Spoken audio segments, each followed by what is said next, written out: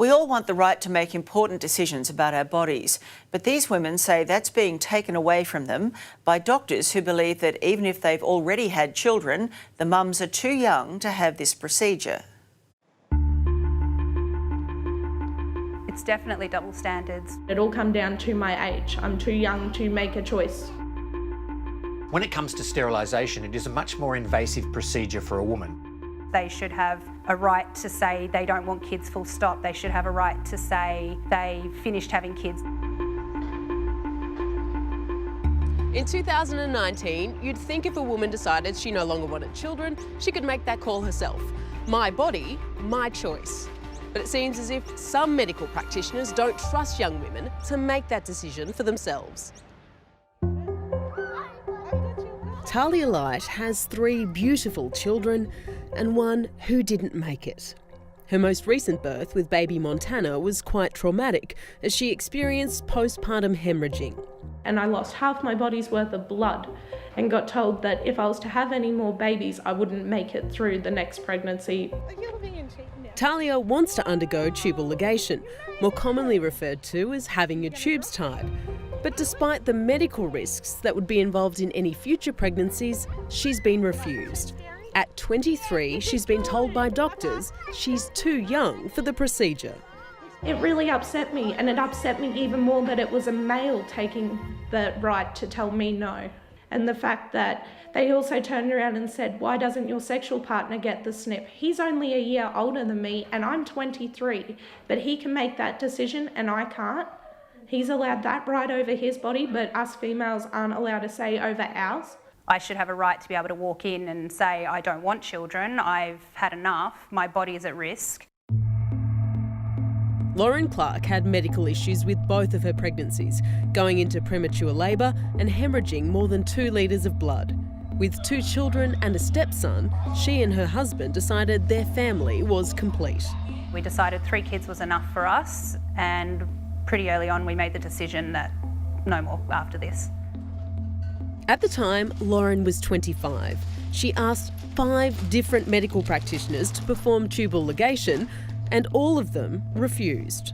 I was told on multiple occasions that I wasn't finished having children, I didn't have enough children, and my marriage may not last, so I might want to have a child with a future partner. Frustrated by her dealings with the medical community, Lauren's husband decided to take action instead. My husband and I made the decision to have a vasectomy done, so my husband went in and had the procedure done himself. Why should a man be able to make the choice that they don't want children without any question, but a woman who's finished, why do they have to fight for their right?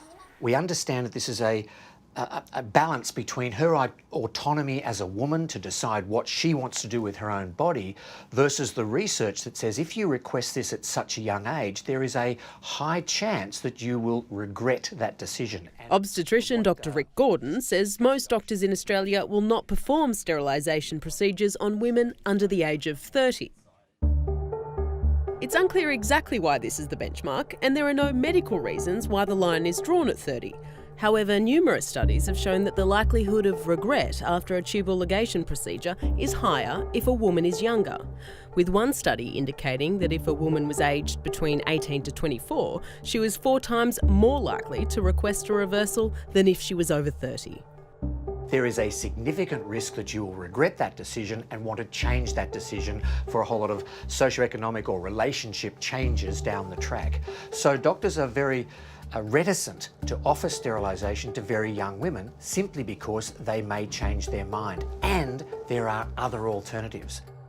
Those alternatives include IUDs, contraceptive implants and the pill.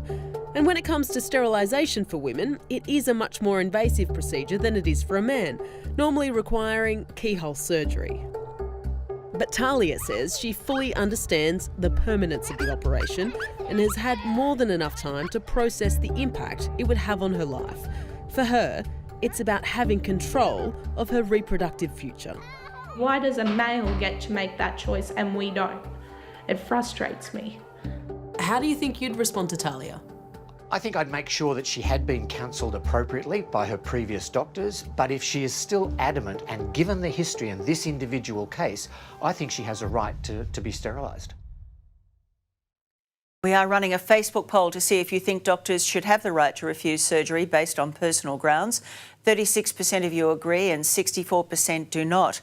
There's still time to have your say. Just head to our Facebook page to cast your vote. And of course, if you're considering undergoing any of the procedures in that story, talk to your GP about your options.